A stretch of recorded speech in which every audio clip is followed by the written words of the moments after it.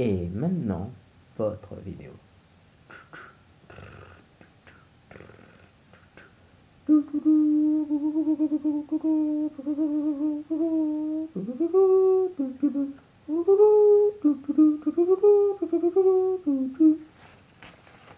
Un film d'une production. Harvey Samuel Weinstein L. Brankovic présente Cinéalex, le cinéma, un mode de vie. Oh, oh, oh. C'est vraiment con les intros que je fais des fois. Salut tout le monde et me revoici pour une vidéo. Alors déjà, je vous souhaite une très bonne année, même si je sais que, bon, on a déjà vous souhaiter des bonnes années des centaines de fois, hein, et que ben, le téléphone il a bien chauffé. Écoutez, aujourd'hui j'ai décidé de vous faire enfin ce top 10 définitif des meilleurs films de l'année 2012. Alors ça a été un peu difficile. Alors pourquoi je le fais maintenant et pas le 31 décembre ou le 1er janvier? Déjà parce que entre le 31 et le 1er, dormu et bourré la gueule. Et ensuite tout simplement parce que vraiment j'ai pas mal tergiversé, je cogitais pas mal en me disant putain mais quels sont les films que je vais vraiment me mettre dans mon top 10.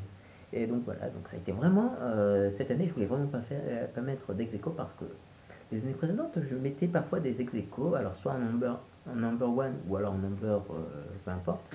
Mais là cette année je voulais vraiment ne pas faire d'ex aequo. Alors voilà, c'est pour ça que j'ai vraiment mis beaucoup de temps avant de décider quel film ferait partie de mon top 10 définitif.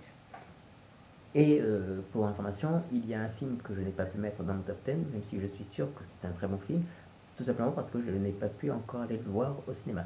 Et si je le vois, vu qu'on est en 2013, je le mettrai dans mon top 10 2013. Voilà. Donc écoutez, on va commencer, hein, on va pas tergiverser autour du pot pendant 275 000 lions d'années. Donc en numéro 10, j'ai mis John Carter de Andrew Stanton. Et d'ailleurs, le voilà, il est beau, John Carter, hein, oui, oui, oui, oui, je sais, l'affiche est vraiment dégueulasse, la jaquette est naze, honnêtement, parce que ça représente pas du tout le film. Alors c'est sûr que c'est pas facile de vendre un film comme ça, parce que voilà, c'est un film de science-fiction, mais bon, voilà, il y a le côté épique, le côté un peu... Le côté épique, le côté barbare, le côté badass, le côté violent et sérieux et sombre, et d'un autre côté, tu as le côté prout-prout cadom de Disney. Donc voilà, c'est dommage. Bide cosmique cette année, alors que c'est franchement un très bon film. Voilà, je l'avais vu au cinéma et ça m'avait vraiment plu. La 3D n'était pas exceptionnelle, mais au moins elle piquait pas les yeux et elle te filait pas la migraine. Contrairement à d'autres films qui sont sortis en 3D et qui foutent la migraine comme pas possible. Voilà, donc John Carter de Andrew Stanton, voilà, c'était vraiment le gros kiff. En numéro 9, j'ai mis un de mes gros coups de cœur, enfin le gros coup de cœur, on va dire, de cette année, et une grande surprise même, c'est Chronicle de Josh Trank, qui est alors un film d'adolescent. Enfin, ça commence comme un film d'adolescent en fan footage, et petit à petit, ça devient un film de super-héros. Et au départ, vraiment, je me disais que ce film allait être de la merde et tout ça, et je l'ai vu et j'ai adoré. Franchement, j'ai vraiment adoré sa réalisation, c'est vraiment intelligent, ça exploite vraiment le côté fan footage, mais après ça dévie du fan footage pour vraiment devenir un vrai film, un vrai film de super-héros. Et voilà, et puis j'aime beaucoup les acteurs qui sont pas très connus. Il y en a un qui a joué il y a pas très longtemps dans Des Hommes sans loi et tout ça, voilà, Chronicles de Josh Trank, vraiment très bon film. En numéro 8, Paranorman ou L'étrange pouvoir de Norman. Alors, film d'animation en stop motion et franchement une claque visuelle, parce que c'est franchement très beau, Paranorman.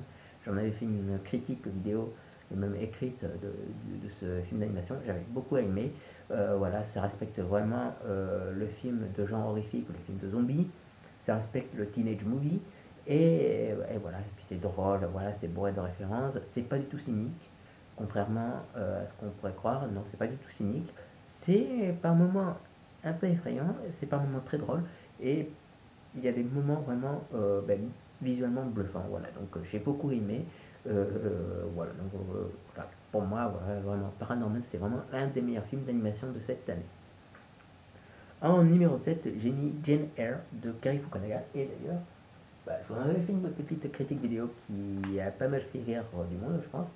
Voilà, donc film romantique, gothique, avec Mia Wasikowska et Michael Fassbender. Michael Fassbender que j'ai décidé de nommer parmi les meilleurs acteurs du monde, aux côtés de mon actrice préférée, Mia Wasikowska. Donc écoutez, vraiment, le film, euh, d'un point de vue mise en scène, casse pas trois pattes à un canard, ce qui est dommage, parce qu'il y avait vraiment quelques bonnes idées de mise en scène quand on regardait le film, enfin quand je regardais le film, mais clairement c'est vraiment excellent, c'est prenant du début à la fin, c'est over 9000 better than Twilight.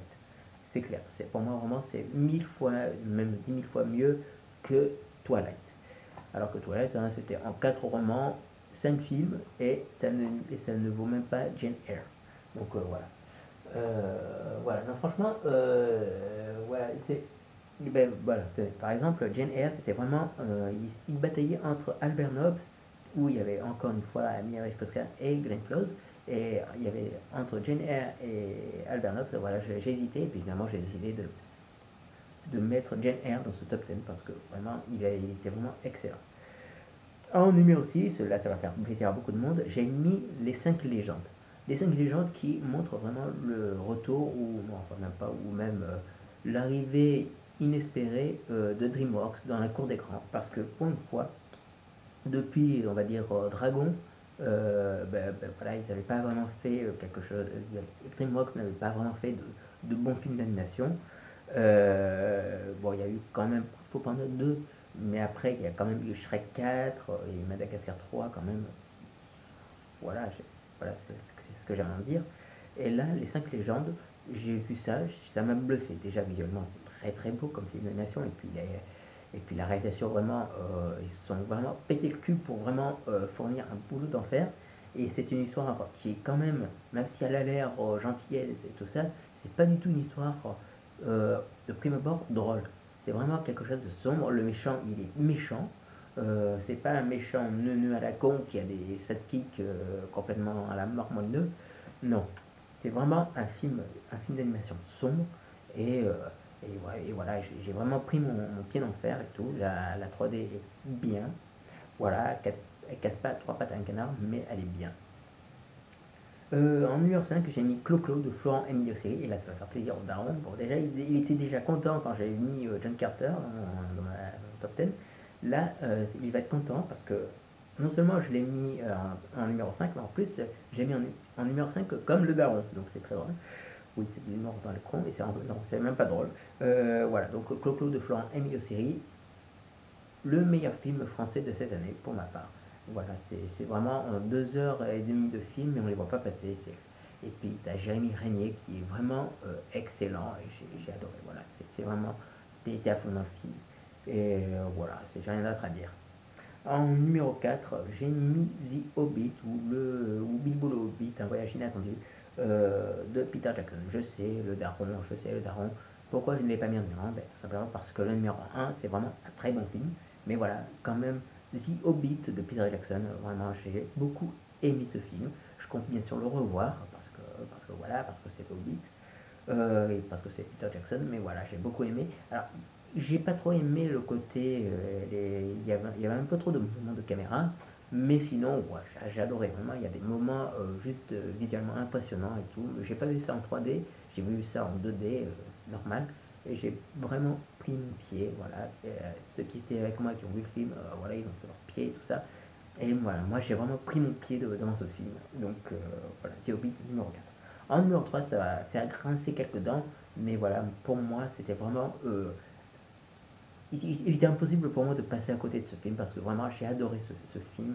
Voilà, j'en ai pleuré même à chaque fois que je le voyais au cinéma. C'est The Dark Knight Rises de Christopher Nolan. Et voilà. Donc, vraiment, pour ma part, c'était vraiment le film de l'année. Pour ma part, je l'attendais depuis plusieurs mois et tout. Et puis quand je l'ai vu, j'en suis pas revenu. Alors c'est sûr que je peux. Évidemment, il a des défauts, ce Dark Knight Rises. Sa longueur, ça je m'en fous, c'est pas le plus important. C'est pas son défaut, la longueur. C'est vraiment quelques incohérences temporelles et scénaristiques. La violence légèrement édulcorée, et puis Marion Cotillard dans sa dernière scène, dans sa. Voilà, ça non, je peux pas. Mais clairement, j'ai beaucoup aimé ce film. Voilà. Christopher Nolan qui fait vraiment un très bon boulot. Christian Bell, magnifique. Tom Hardy, vraiment excellent. Anne Hathaway, une des révélations du film. Joseph Gordon-Levitt, excellent. Voilà. Donc voilà, The Dark Knight Rises, vraiment, pour ma part, c'était vraiment excellent. J'ai beaucoup aimé. Je suis allé voir ça 4 fois. Et voilà, j'ai adoré. Because I'm Batman. Non, je déconne, je suis juste signé Alex. En numéro 2, là, ça va faire plaisir au daron, encore une fois. C'est ce film-là. Je pense que là, il est obligé de dire je suis d'accord avec toi. Pour ma part, numéro 2, Le Territoire des loups de Joe Carnahan avec Liam Neeson. Juste, alors oui, vraiment, oui, c'est un survival horror, mais il est vraiment particulier. Il se démarque des autres parce que déjà sa mise en scène n'est pas du tout celle d'un survival horror. Alors oui, il y a des moments flippants, évidemment, mais il n'y a pas que ça. Il y a vraiment de l'émotion. Et puis Liam Neeson qui juste explose, atomise complètement le film. Voilà, il est juste sensationnel dans ce film. Et grâce à ce film, j'ai mis Liam Neeson dans les meilleurs acteurs du monde. Voilà, vraiment un putain de charisme. Et puis Joe Carnahan s'est défoncé pour faire vraiment un film voilà, qui navigue entre des horizons, entre des eaux pas troubles, mais entre des genres, et voilà, qui donne ce film vraiment à la fois terrifiant, beau et émouvant. Voilà. En plus, j'avais rien vu de ce film, même pas une bande-annonce, rien.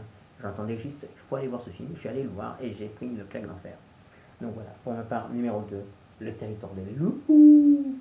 Voilà. Et en numéro 1, c'est un cheval non, c'est comment enfin bref, c'est un cheval. Là, c'est un cheval qui fait comme ça. Il est là. Allez, viens, viens. Allez, viens jouer, viens jouer. Voilà. Cheval de guerre de Steven Spielberg avec un vedette principale, le cheval. Qu'est-ce que vous voulez que je vous dise? C'est vraiment un très beau film. Voilà, j'ai énormément kiffé ce film. Voilà, au départ, j'ai vu ça, c'est la bande-annonce sur internet, tout ça. J'ai dit, ouais, bof, bof, bof. Quand j'ai vu la bande-annonce sur grand écran, j'ai fait, il faut que je voie ce film. Et quand j'ai vu ce film, j'ai fait, oh, c'est le meilleur film de l'année. Donc voilà, pour ma part, voilà, Cheval de guerre, c'était vraiment le meilleur film de l'année. Et voilà, un beau film de Steven Spielberg. Je comprends même pas pourquoi les gens ne vont plus voir les films de Steven Spielberg, alors que c'est vraiment un excellent réalisateur. Et il le prouve encore une fois avec ce film,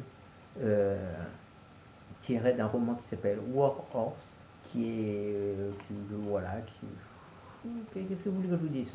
C'est un film de Steven Spielberg, et Steven Spielberg, il fait que des films géniaux. Et là, il le prouve de nouveau. Donc voilà, je vois même pas pourquoi je devrais m'étendre dessus. Voilà, voyez ça, voyez ça. Vois ça, hein. Mais ça, c'est Cheval de guerre. Et ça, c'est un très bon film.